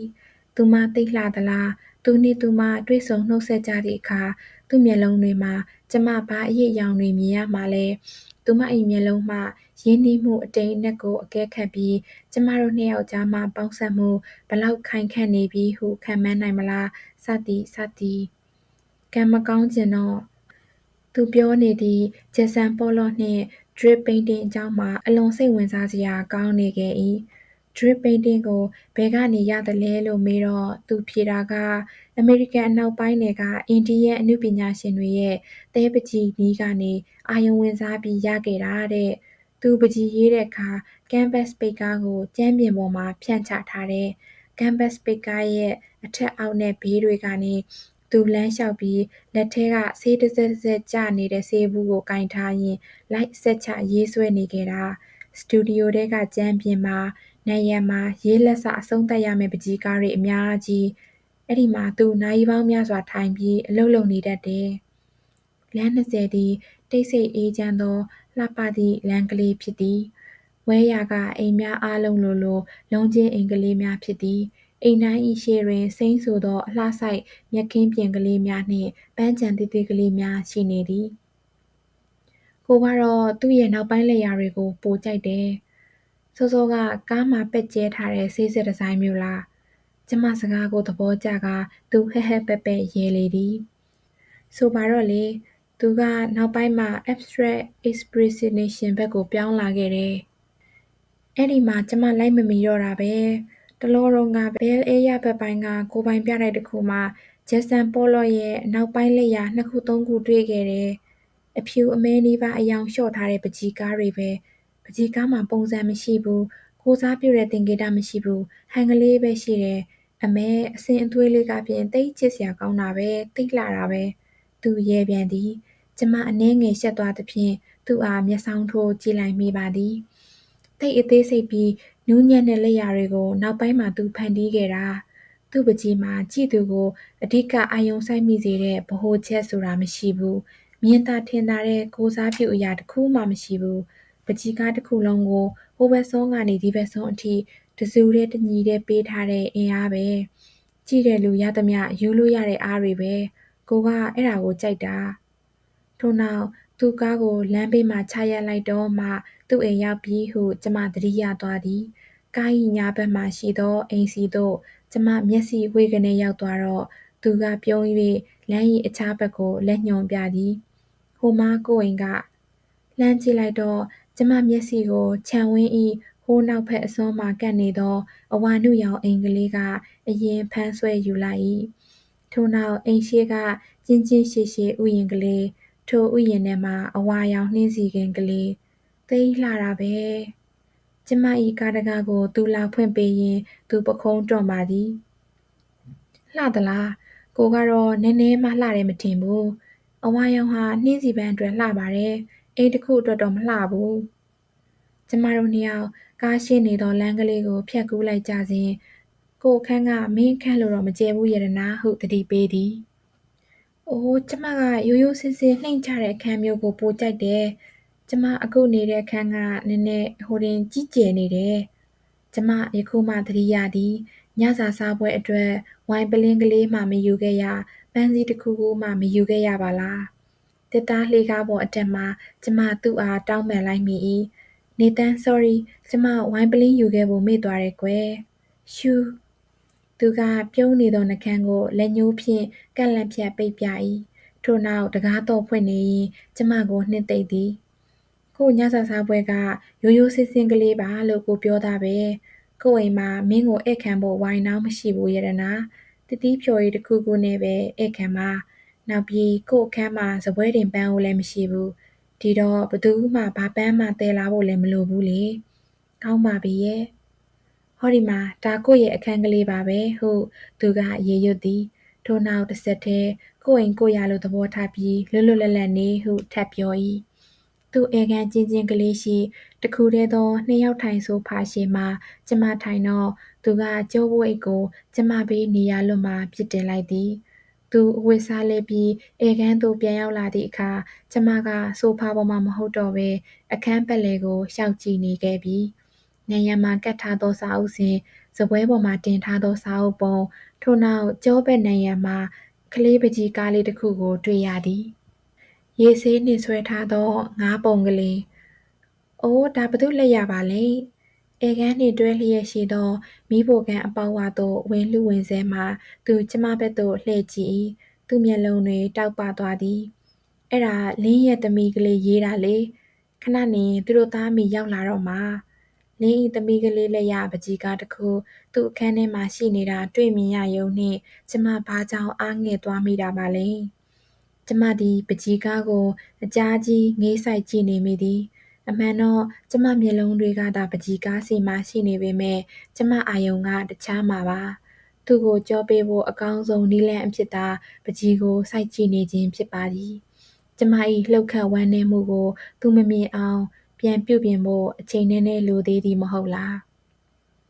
ခါးသီးသောအမှန်တရားတစ်ခုကိုကျမရင်ဆိုင်နိုင်ပြီဟုကိုကိုတေချာသောအချိန်ကြာမှသူရှိရာမီးဖိုပကံကလေးသို့လိုက်သွားမိသည်ကျမရှင့်ကိုကူရမလားနိုးနိုးကိစ္စမရှိဘူးမင်းအဲ့ဒီစပွဲမှာထိုင်နေဘာမှလုပ်မပေးနဲ့ဟုတ်ပြီလားအစင်းသင်ပြင်ထားပြီးသားအထုပ်တွေဆိုတော့မီးဖိုပေါင်းထဲမှာထည့်လိုက်ရုံပဲသူသည်ရေခဲတစ်တာဖွင့်လိုက်အထုပ်တစ်ထုပ်စီကိုယူလိုက်အိုးတွေလင်မန်းတွေဆေးလိုက်နှင့်အလုရှုပ်နေသည့်ကြားမှကျမအတွက်ဖြော်ရည်တစ်ခုစီစဉ်ပေးပါသည်လိမ္မော်ရည်ပန်းသီးရည်ခရမ်းကျင်သီးရည်ဘာတောက်မလဲရတနာခရမ်းကျင်သီးရည်နေကျမဖာသာဖြော်ပါမယ်ကျမထိုင်ရမှထတော့သူကလက်ပြထားသည်ကိုဖြော်ပေးပါမယ်မင်းကကိုတို့ရဲ့အထူးဧည့်သည်တော်ကလေးလေတသက်တာထိုင်နေပါရတနာသူအပြုံးနှင့်သူစကားတွေကနှွေးထွေးလှပါရဲ့သို့သောကိုတို့ရဲ့အထူးဧည့်သည်တော်ကလေးဟူသောအသုံးအနှုန်းကြောင့်ကျမနွမ်းနယ်သွားသည်ကိုတို့ဆိုတာသူနှင့်လင်းပေါ့နော်ကျမသူ့ကိုဘာအဓိပ္ပာယ်မှမဆောင်သောကျေးဇူးတင်ပြုံးဖြင့်ပြုံးပြဖို့ကြိုးစားလိုက်ရ၏သို့သောကျမအပြုံးကိုကျမပြန်၍ခံစားလို့ရနေသည်အဲ့ဒါမချီပြုံးတစ်ခုဖြစ်သွားခဲ့တာပါကျမခရမ်းကျင်သည့်ဖြော်ရည်ခွက်ကိုငုံဆိုင်ကြည့်ရင်အာယူတောက်နေခိုက်လေကားမှတက်လာသည့်ခြေတံများကိုကြားလိုက်ရသည်ဟယ်လိုအမျိုးသမီးတန်တစ်ခုကျမသူ့စီသို့အရင်လှမ်းကြည့်လိုက်သည်သူ့မျက်နှာပြုံးသွားတော့လဲထူးထူးခြားခြားကြီးပြောင်းလဲမသွားပါဟေးလင်းလာဒီမှာကိုညစာအတွက်လုံနေတော့ရှိသေးတယ်ကျမနောက်ဖက်သို့လှည့်ကြည့်လိုက်၏ပြုံးရည်လျက်မီးဖိုစီဝင်လာသောအမျိုးသမီးကလေးမှာကျမထက်9 နှစ်လောက်ငယ်ပါလိမ့်မည်ဖြန့်ချထားသည့်သပင်ကျောလည်းမရောက်တယောက်မျက်နှာသွဲသွဲမေးစီချွန်ချွန်ခင်မင်ရင်းနှီးသောအပြုံးနှင့်တိတ်မလှပသောချစ်စရာကောင်းယုံဖြစ်သောမိန်းကလေးကိုကျမသတိလက်လွတ်ငေးမောမိသွား၏ ဟိုင်းကျမတို့နှစ်ယောက်တယောက်ကိုတယောက်ပြုံးကြည့်နေခိုင်သူကအနီးရောက်လာပြီးအတိုဆုံးနည်းဖြင့်မိတ်ဆက်ပေးလေသည်ယတနာလင်းယတနာတွေ့ရတာဝမ်းသာပါတယ်လင်းအဲ့ဒါကျမညာနေခဲ့တာတကယ်တော့သူမကိုကျမတွေ့လိုက်ရသည့်အခါကျမနှင့်သူ့အကြားကတတိုင်းမြင့်မြင့်ကြီးကိုမြင်လိုက်ရသလိုပင်ဝမ်းနည်းအားငယ်သွားပါသည်နေတန်ကယတနာအကြောင်းနဲ့အမြဲပြောနေလို့စိတ်ထဲကရင်းနှီးနေတာကြပြီသူမကကျမအားလက်ဆွဲနှုတ်ဆက်ရင်းရိုးရိုးကလေးပြောလိုက်၏ဟုတ်လားသို့တော့သူသည်ကျမကိုတော့လင်းအကြောင်းတခွန်းမှမပြောခဲ့ပါလားအဲ့ဒါဘာသဘောပါလဲသို့တော့အဲ့ဒါကအရေးမကြီးပါအခုမှတော့ဘယ်ဟာမှအရေးမကြီးတော့ပါထိုအချိန်တွင်ကလေးတန်တေးသေးကလေးတစ်ခုနှင့်တူ3 နှစ်အရွယ်ကလေးမလေးတစ်ယောက်အခန်းချင်းကလေးထဲသို့ဝင်လာခဲ့သည်ဟေးဆန္ဒလေးသူသည်ကလေးမကလေးအားခါးမှကင်၍မြောက်ချီမှယူလိုက်လေသည်မျက်မှောင်သောမျက်လုံးကလေးများရှောလက်သွားအောင်ကလေးမကလေးကတခေတ်ခေတ်ရဲလိုက်၏ကြည်စမ်းသိပ်လှတဲ့ကလေးမကလေးပါလားနောက်ပြီးသူ့ကိုတော်တော်ရင်းနှီးချစ်ခင်ပုံရသည်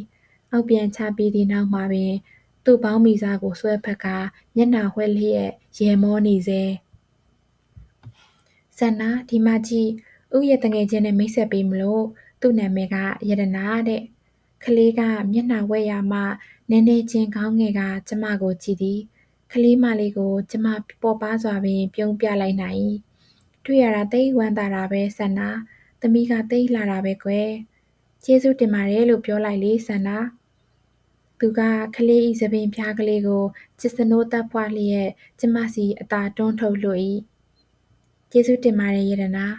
ကျမကူညီမည်ဆိုတော့ကကျမကိုအေးအေးသက်သာထိုင်နေစေခဲ့သောသူသည်လင်းကကူညီရမလားဟုမေးတော့ကျေးဇူးပဲကိုကိုကူစမ်းပါအောင်ဟုလက်ခံခဲ့၏သူနှင့်လင်းမိဖို့ထဲမှာညစာအတွက်အလုရှုပ်နေသည်ကိုအခွင့်ကောင်းယူလျက်ကျမနှင့်ဆန္ဒသည်ဧကန်းသို့ပြန်သွားကြပါသည်ရုပ်ပုံကားချက်ဖြည့်သောကစားနည်းစာအုပ်ကိုဆန္ဒ၏ကြောပုတ်အိတ်ကလေးထဲမှထုတ်ပြီးကျမတို့နှစ်ယောက်အတူရုပ်ပုံကားချက်ဖြည့်ဆွက်ကြသည်တစ်ကလအုပ်၏ခြေထောက်တစ်ဖက်နေရာမှာနရွက်အပိုင်းစားတစ်ခုသွားဖြစ်နေကြောင်းကျမကသတိပေးတော့ကလေးမသည်ပထမသူ့ပုံသူမျက်မှောင်ကျုပ်ကြည့်နေသည်ပြီးနောက်သူဟာသူမြင်တတ်သွားကလက်ခုပ်လက်ဝါးတီး၍ရဲမောလေတော့သည်နောက်15 မိနစ်လောက်ကျမတို့နှစ်ယောက်ရဲမောရင်းအဖွဲကျနေခဲ့ပြီးနောက်သူကျမတို့စီရောက်လာသည်ကျမ်းမြေကော်စောပေါ်မှာအကျအနထိုင်၍ကစားနေသောကျမတို့နှစ်ယောက်ကိုဘေးမှရိုက်၍ငုံကြည့်ရင်လက်ခုပ်တစ်ချက်တီး၏ဟေးကလေးတွေညစာအစင်းသင်းဖြစ်ပြီးလာကြညစာသည်ရိုးရိုးကလေးပဲဖြစ်၏အာလူမီဖုတ်တစ်ယောက်တစ်လုံးအရွက်တွေအများကြီးလုံး၍ကျုံနှင့်ငါအယောပေါ်မှတင်ကကြော်ထားသောပီဇာလိုခက်ဆန်ဆန်ဟင်းတစ်ယောက်တစ်ပကံ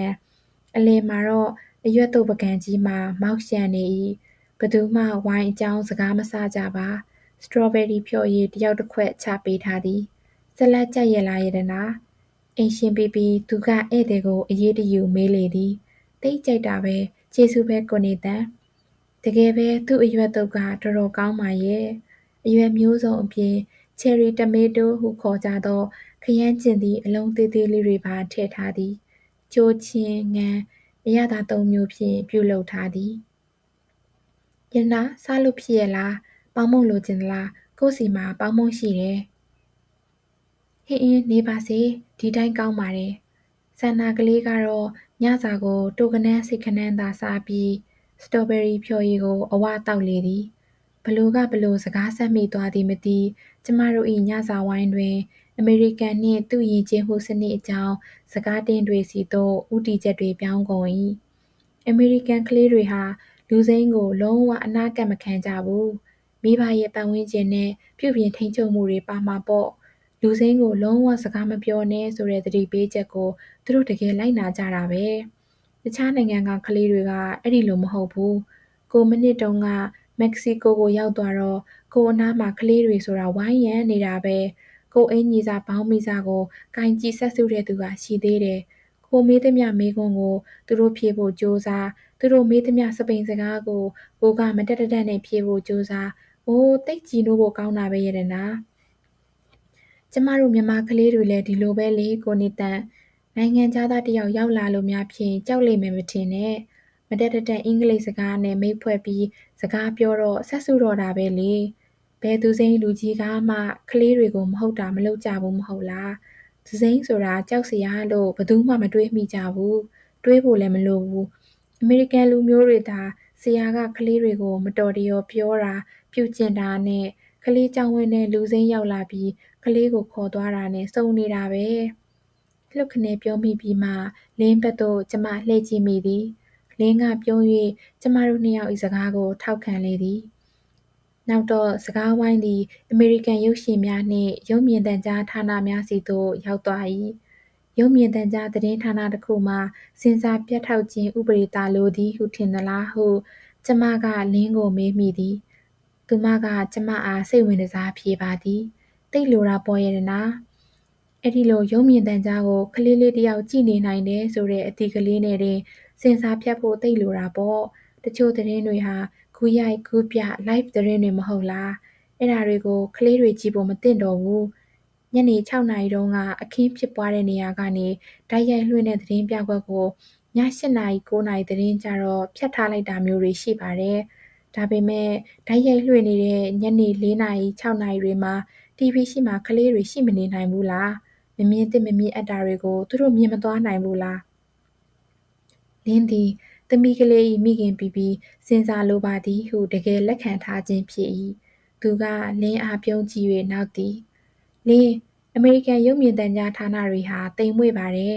ရုပ်ရှင်ရိုက်တုန်းကဒါမှမဟုတ်အင်တာဗျူးလုပ်တုန်းကအမတ်တမဲ့ပြောလိုက်တဲ့ app စကားလုံးတွေအကုန်ဖြတ်ထားပေးတာပဲလင်းကမျက်မှောင်ကျုပ်ပြ၏အိုးဒါနဲ့ဘယ်လောက်ပါမလဲကွကျမတို့၏စကားများကိုညင်းငွေဟန်ရှိသောဆန္ဒလေးကကလထိုင်ပေါ်မှလျှောဆင့်ကဧကန်းဘက်ထွက်သွားလေသည်မေမေဒီလာခဲ့ပါသူသည်ကျမနှင့်လင်းစကားပြောမပြတ်စေရန်လင်းအားလက်ပြပြီးဆန္ဒရှိရာသို့လိုက်သွား၏ကျမနှင့်လင်းသည်မိတ်ဆွေဟောင်းများသဖွယ်စကားလက်ဆောင်ကြ၍ကြံရစ်ခဲ့ပါသည်လင်းပြောပြမှဆန္ဒလေး၏ဖခင်နှင့်လင်းတရားဝင်ကွာရှင်းခြင်းမပြုရသေးကြောင်းကျမသိရသည်ကလေးသည်ဖခင်နှင့်3-4လမှတစ်ခါတွေ့ခွင့်ရသည်လင်းခင်မောဟောင်းသည်လင်းအားအိမ်ထောင်ပစ္စည်းလိုအပ်ချက်တို့ကိုဖြည့်ဆွတ်ပေးဖို့ကိုမဆိုထားနှင့်သူကိုယ်တိုင်အတွက်အသုံးစရိတ်တစ်ဝက်ပင်ကုန်ကျခံနိုင်ခဲ့သူမဟုတ်သူတို့နှစ်ယောက်ချစ်မြတ်နိုးကြတာမှန်ပါသည်လက်ထပ်လိုက်ရသည်ကတော့အစိုးရထံမှဂရုဏာကြေးကိုမျှော်လင့်မှုကတော်တော်များများပါပုံရသည်ဟုလင်းကထင်မြင်ချက်ပေးပါသည်ဒီမှာကကွာချင်းစရိတ်သိပ်ကြီးတယ်ရတနာနှစ်ဦးနှစ်ဖက်လုံးမှာကုန်ကျစရိတ်ကြီးတယ်ဒီတော့နောက်အိမ်အောင်ပြုလို့ရသလားလင်းလင်းကပခုံးကလေးတွန့်ပြ၏မရနိုင်ဘူးပေါ့ရတနာတရားဝင်ကွာရှင်းပြည့်စဲပြီးမှနောက်အိမ်အောင်ပြုလို့ရမှာပေါ့ထို့နောက်သူမတွေ့တွေ့ကလေးငေးဆိုင်သွားသည်နောက်အိမ်အောင်ပြုဖို့ဆိုတာလည်းမလွယ်ပါဘူးရတနာ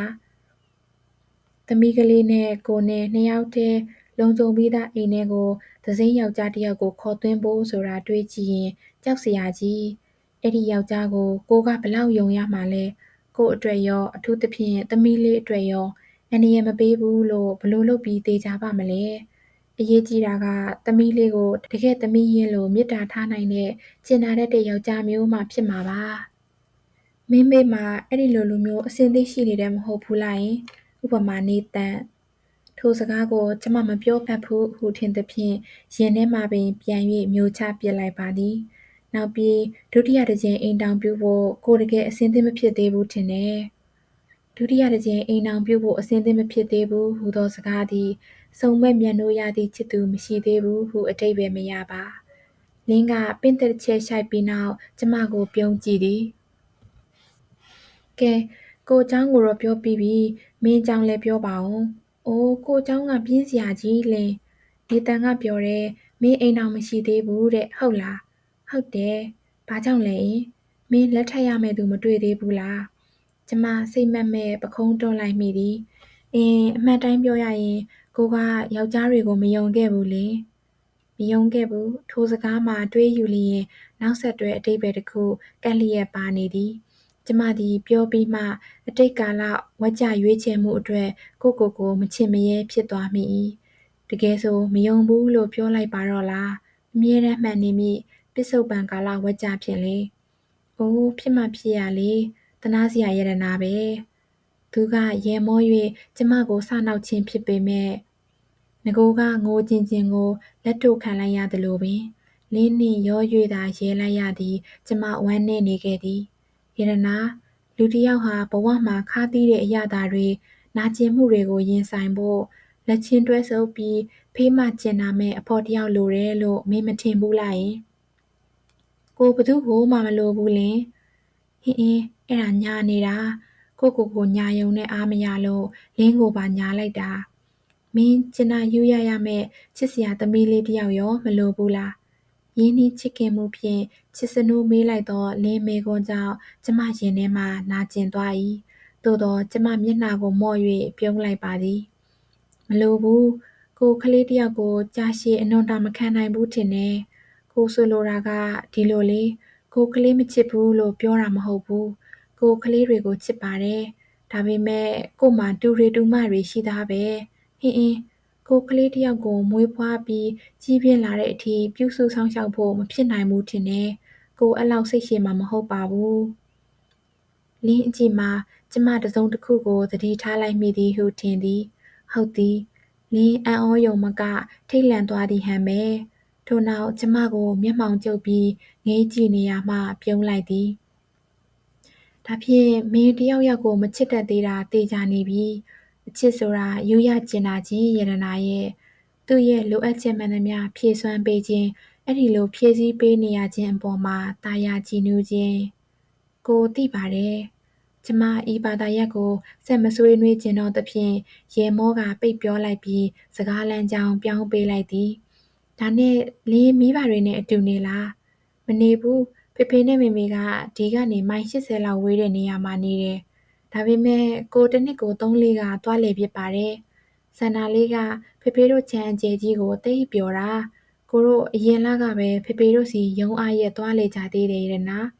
တောက်ကြနေညနေဒီကနေကားမောင်းသွားတယ်တနင်္ဂနွေနေ့လယ်ပိုင်းမှာပြန်လာတယ်လေမင်းရဲ့ကားနဲ့ပေါ့ဟုတ်လား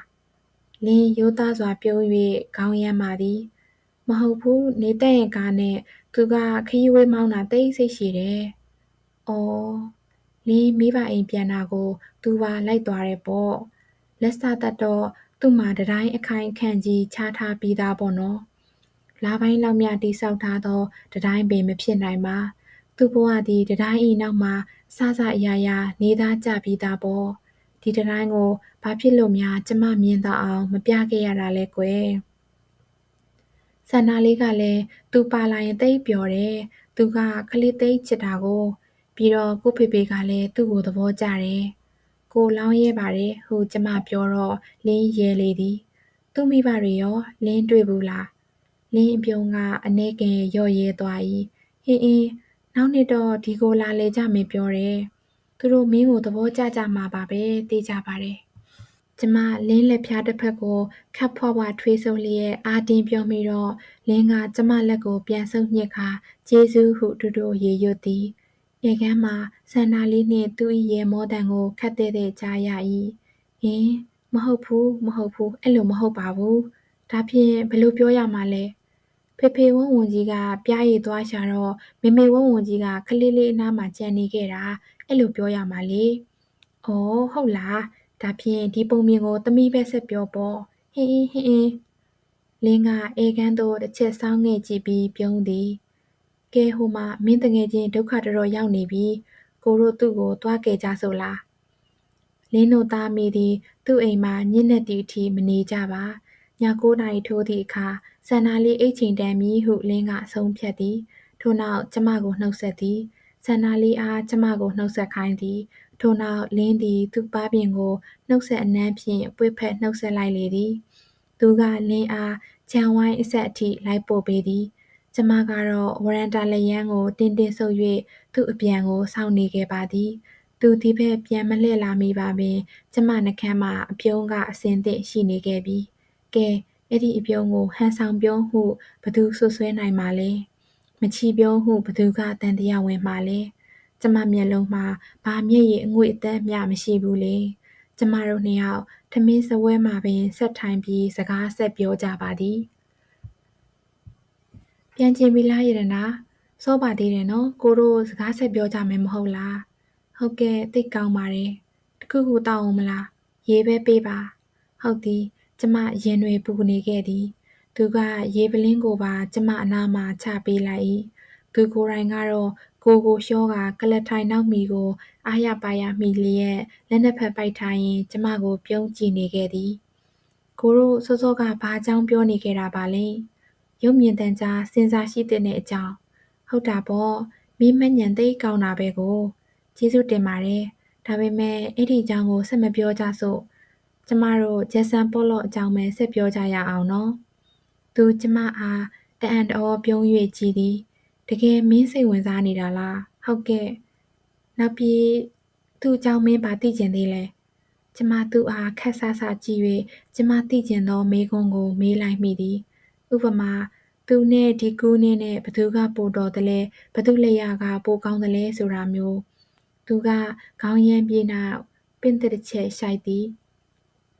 ယရနာအဲ့ဒီမေးခွန်းရဲ့အဖြေကိုဂျက်ဆန်ပေါ်လော့ကိုယ်တိုင်သိကျင်ခဲ့မှအမှန်ပဲဘာဖြစ်လို့လဲဆိုတော့သူကိုယ်တိုင်ဒီကူးနင်းကိုပြိုင်ဘက်အဖြစ်သတ်မှတ်ပြီးအသာစီးရကျင်ခဲ့တာကိုကျမရေဖန်ခွက်ကိုလက်ထဲမှာကိုင်ရင်းလှည့်ပတ်ကြည့်နေမိသည်ပြိုင်နေဆိုကြတဲ့ကနိုင်ခြေရှိလို့ပြိုင်ကြတာပေါ့နော်သူတို့နှစ်ယောက်စလုံးဟာအရှင်ပိန်တာစတွေကြီးပဲဒရက်မစ်ဣဇဒဝါဒီတွေကြီးပဲမင်းမေးတဲ့မေးခွန်းကိုအဲ့ဒီခေတ်ကအနုပညာလောကမှာလူတိုင်းမေးခဲ့ကြတာပဲသူတို့နှစ်ယောက်ကိုအကြောင်းပြုပြီးအနုပညာလောကနှစ်ချမ်းကွဲသွားခဲ့တယ်လို့တောင်ပြောလို့ရတယ်ဒီကူးနင်းကစနစ်ကျတဲ့ရှေးရိုးအနုပညာကျောင်းမှာသင်ခဲ့ရသူမို့သူ့လက်ရာတွေကပိုပြီးအနုစိတ်တယ်ပိုပြီးသတ်မှတ်တယ်တသမတ်သေးဆန်ချိန်နဲ့လည်းအလုပ်လုပ်နိုင်ခဲ့တယ်အရက်ထဲမှာနစ်မြုပ်ကြတာချင်းတူတူပေမဲ့ဒီကူးနင်းကလူမှုရေးညက်တယ်ဖော်ရွေတယ်လူငယ်တွေကိုအားပေးတယ်ပေါ်လော့လိုကြမ်းတမ်းတဲ့နောက်ဆုတ်ဖယ်တဲ့ဇယိုင်မျိုးမဟုတ်ဘူးဆိုတော့ဒီကူးနင်းဘက်ကများမဲတာခဲ့မလားမပြောနိုင်ဘူးထိုအချိန်မှာသူသည်လက်ထောက်ပြတိုက်မှုစစ်စစ်ဖြစ်သွားသည်အတော်ပဲနောက်တစ်ပတ်ထဲမှာကိုရိုအနုပညာတက္ကသိုလ်ဘက်ကလက်ချခန်းမှာဂျက်ဆန်ပေါ်လော့အကြောင်းဖော်ပြောပွဲတစ်ခုရှိတယ်မင်းစိတ်ဝင်စားရင်ကိုအစီအစဉ်စာရွက်ကလေးယူလာပေးမယ်ပြောမယ်သူကအရှိကန်းကြီးကပြတိုက်မှုတစ်ယောက်ပဲကြည်သေးတာပေါ့လေကျမပြက်ကလေးမှာအချိန်စရာပြန်ကြည့်ရအောင်မယ်ကျမစိတ်ထဲမှာတော့ဆုံးဖြတ်ချက်ချလိုက်ပြီးသားပါနောက်တစ်ခါသူ့ထံဖုန်းခဏခဏမဆက်ရအခိုင်အမာကာယံထားပုံရသောတတိုင်းကြီးကိုမဖြိုနိုင်မှတော့တဲ့တဲ့ကြီးဝင်တိုးဖို့လည်းမကြိုးစားနဲ့တော့ပေါ့ည10:00နာရီခွဲတော့မှသူကျမကိုပြန်ပို့သည်ကျေရောင်လုံးဝမရှိသောမှောင်မိုင်းတိညဖြစ်ခဲ့သည်ကားစီသို့အသွားလမ်းမှာကျမချမ်းနေမှာဆိုလို့တဲ့သူ့အနှွေးတဲ့တစ်ခုကိုကျမအားခြုံစေခဲ့သေးသည်ဖះရေကျမကိုဘာဖြစ်လို့ဒီလောက်နွေ့နွေ့ထွေးထွေးဆက်ဆံနေရသေးတာလဲသူအင်ကြီးကျမကိုပေါ်မှာလွှမ်းခြုံလိုက်သည့်ခဏမှပင်မွေးပြန်သည့်သူ့ကိုယ်နှံ့သည်ကျမရင်ထဲအထိစိတ်ဝင်ပြန့်နှံ့သွားလေသည်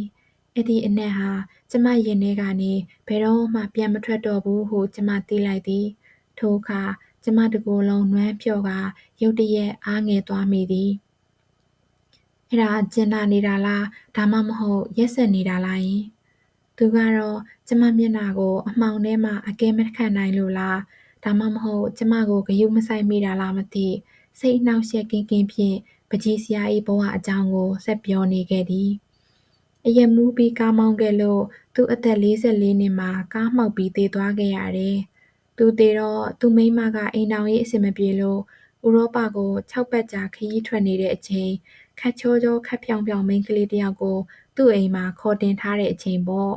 အဲ့ဒီမိန်းကလေးကကားမောက်တဲ့အထဲမှာပါပေမဲ့အသက်မသေးခဲ့ဘူးမင်းအံ့ဩမလားမသိဘူးသူသေပြီးတဲ့နောက်အဲ့ဒီမိန်းကလေးဟာဒီကူးနင်းနဲ့ရှုပ်ခဲ့သေးတယ်ဒါဖြင့်သေချာပါသည်ပေါ်လော့ဟာဒီကူးနင်းကိုရှုံးနိမ့်သွားခဲ့ပြီပေါ့သူမသေးမီကဒီလန်သောမတ်ရဲ့ကြပြတွေကိုပဲတိတ်ရကော်ဒါနဲ့တစ်ချိန်လုံးနားထောင်နေခဲ့တာလို့ပြောတယ်သူသေပြီးတဲ့နောက်သူ့စတူဒီယိုထဲမှာဘတ်တော်နဲ့ဆာထရာဗင်စကီရဲ့ဂီတတပြားတွေနဲ့အတူဂျိမ်းစ်ဂျွိုက်ရဲ့ယူလီစီးကိုလည်းတွေ့ခဲ့ကြရတယ်တဲ့အမြန်လမ်းမ30မှ405တို့အကူးမှာတော့ခဏစကားပြတ်သွားရကသူစကားလမ်းကြောင်းပြောင်းလိုက်သည်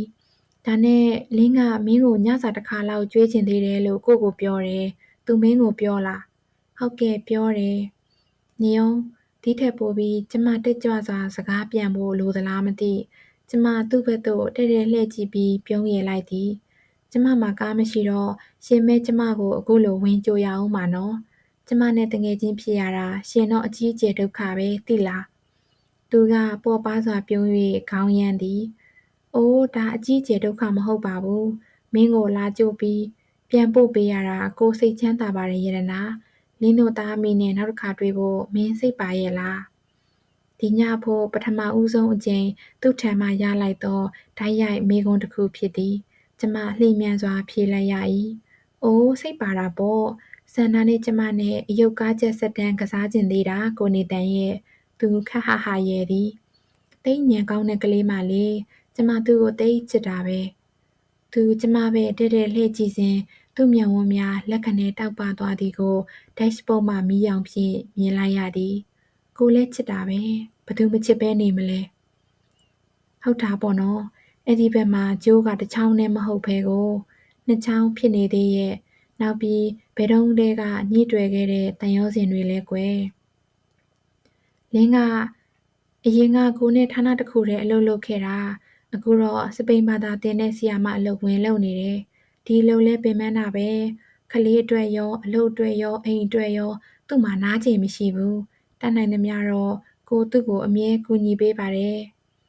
ဒီနေ့ညကြမှာပဲမှောင်လာကြီးလာကွယ်ကျမအဆောင်ရှိမှလဲဘာပန်းမင်ကမှရနံ့မမွေးနေမှောင်မဲတိတ်ဆိတ်မှုအောက်မှာအဆောင်ရှိကတစ်ပင်ကြီးသည်ပို၍ငြိမ်သက်နေ၏အနှွေးတွေကိုပခုံးပေါ်မှခွာ၍ထိုင်ကုန်ပေါ်မှချပေးလိုက်ရင်ကျမကားထဲမှထွက်သည့်အခါကျမ၏ခြေထောက်တွေမှာဘာခွန်အားမှမရှိတော့သလိုခံစားရသည်ကျမလက်တွေကရောကားတကားပြန်ပိတ်တာကလေးကိုပင်ခပ်ပြင်းပြင်းမပိတ်နိုင်၍သူဆင်းလာပြီးမှပြန်ဖွင့်ပြီးပြန်ပိတ်ပေးရပါသည်ကျမလက်ဖြားမှာခြေပြားမှာနှလုံးသားမှာအရင်ကရှိခဲ့ဘူးသည့်ရှင်သန်ခြင်းခွန်အားတွေဘယ်ကိုရောက်သွားပြီလဲဖယားဖယားကျမသူ့ရှေ့မှပျောက်ကွယ်ခြင်းလာပါပြီကဲရတနာကျမအနီးမှာသူကပ်၍ရပ်နေသည်ကျမကိုနှုတ်ဆက်ဖို့သူစောင့်နေသည်ခဏလေးတော့ဆက်ပြီးဟန်ဆောင်ပြုံးဖို့လိုသည်ညစာအတွက်ရောပျော်ရွှင်ချမ်းမြေ့စရာညနေခင်းလေးအတွက်ရောသိတ်ကိုကျေးဇူးတင်ပါတယ်ဟုကျမကခပ်ပြုံးပြုံးပြောတော့သူကတေးကြတာပေါ့ဟုထုံးစံအတိုင်းပြန်ဖြေပါသည်ကိုတို့ရဲ့ညစာစားပွဲကလေးဟာမင်းကြောင့်ပိုးပြီးပြည့်စုံသွားတာမို့မင်းကိုကိုကကျေးဇူးတင်တယ်တေးကြတာပေါ့ဟုကျမကပြန်၍အတူခိုးလိုက်၏ထို့နောက်ကျမလက်ဖြားနှစ်ဖက်ကိုထုံးစံအတိုင်းဆွဲယူထွေးဆုပ်ကာနှုတ်ဆက်သည်ဂရုစိုက်နော်ရတနာသူ့နှွေးထွေးသည့်လက်များထဲတွင်ခွန်အားမဲ့သည့်ကျမလက်ကလေးတွေပျော့ကွယ်နေသည်ဟုတ်ကဲ့ကောင်းကောင်းအိပ်ယင်ပြောမှပြောရက်လေချင်းကွယ်သို့တော်ကျမတစ်ချက်ရဲလိုက်ပါသည်တေးကြတာပေါ့ကျမကောင်းကောင်းအိပ်ပျော်မှာပါထို့နောက်ကျမ၏လက်များသူ့လက်ထဲမှလွတ်ကျသွားသည်သူကတော့လွတ်ချတာမဟုတ်ပါဖြေလျော့လိုက်ပေုံသာဖြစ်သည်ကျမလက်တွေကိုကခွန်အားမှမရှိတော့ပဲကောင်းသောညပါတဲ့ဟုတ်ကဲ့ကောင်းသောညပါကိုနေတန်အင်အားကင်းမဲ့သောညာလက်ဖြင့်ရက်အင်ကြီးတွေကိုနှိုက်၍တော့ကိုဆွဲထုတ်ယူလိုက်ရင်နောက်သို့ခြေတလှမ်းဆုပ်ကာသူ့ကိုလက်ပြနှုတ်ဆက်လိုက်သည်သူ့မျက်နှာမှာအပြုံးမရှိဘဲတည်ကြည်နေသည်သူကျမကိုအကဲခတ်နေလေသလားကျမမျက်နှာမော့ကတစ်ချက်ပြုံးပြပြီးနောက်ခြာကနေလှည့်ထွက်ကလေကလေးနှစ်ထစ်ကိုပေါ့ပေါ့ပါပါတက်လိုက်၏သို့သောသူ့ကိုကြောပေးလိုက်ရခြင်းတွင်3-4နာရီစာကျမတင်းဆယ်ထားသမျှဟန်ဆောင်မှုတွေသည်တခါတည်းပြိုကျသွားတော့သည်မှန်တကားအထက်မျက်နှာကျက်တိုတိုကလေးမှမီးလုံးအလင်းရောင်ပျော့ပျော့သည်ခါတိုင်းထက်ပို၍အားနည်းနေ၏ကျမမျက်စိတွေရီဝေလာသည်မှာနာကျင်ဝမ်းနည်းမှုကြောင့်ဖြစ်နိုင်ပါသည်တော်တွဲတဲ့ကတော်သုံးကြောင်အနက်ဘဲတော့ကဂေတကားတော့လဲဟုရုတ်တရက်သတိမရတော့ဘဲကြောင်သွားသည်ဘဲတော့လဲဘဲတော့လဲ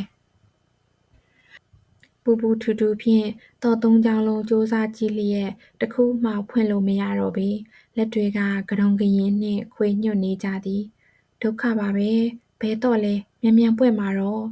ကျမ၏ပါးပြင်ပေါ်မှာပူနွေးသည့်မျက်ရည်များ တလိန်ချင်းလိန်စင်ကြနေကြောင်းအထိတ်တလန့်သတိပြုလိုက်မိစဉ်မှာပင်ကျမလက်ကတော်ရွဲသည်လွတ်ကျသွား၏ဖယားရေကျမတကိုယ်လုံးပူထူကမျက်စီတွေပြဝေသွားသည်ဖယားတကြားမှလို့သူပြန်ထွက်သွားပြီဖြစ်ပါစေဟင်းမဖြစ်နိုင်ဘူးသူကားတံမှာကျမမကြားရသေးတာ